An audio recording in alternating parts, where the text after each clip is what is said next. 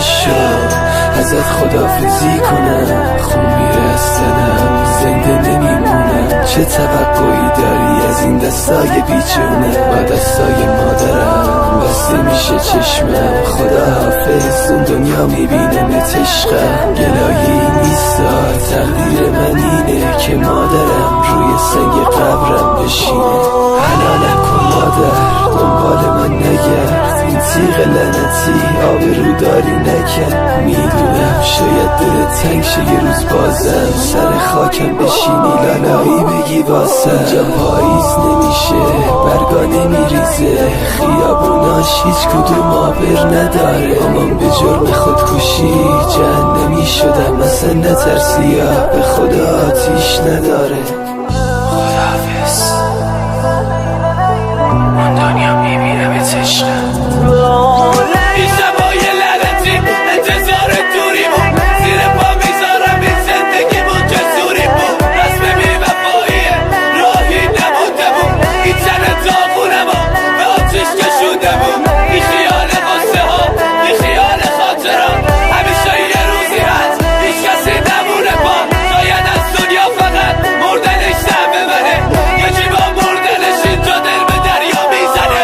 دوباره قصه عشق یکی بود یکی نمون، انگاری قلب شکستم سهم این دنیا نمون.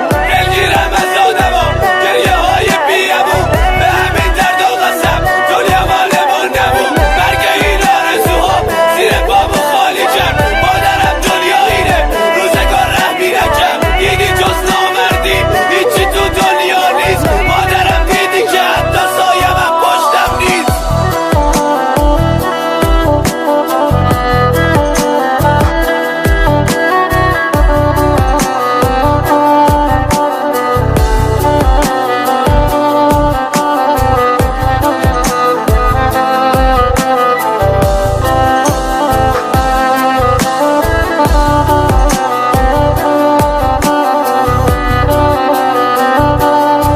یادمه گفتی مرد نیستی اگه رگاتو نزنی، نتونستم ببینم تیم دم رفتنی. مادر حلالم کن امشب میبرنم رو دست، گفته بودم عروست شیر پاک نخورده است. این تن بمیره مامان مشکی نپوشیا، در خونه واسم نزنی پارچه های سیاه. مشتاتو نکوبی رو این خاک لعنتی، بعد رفتنم واسه همیشه راحتی.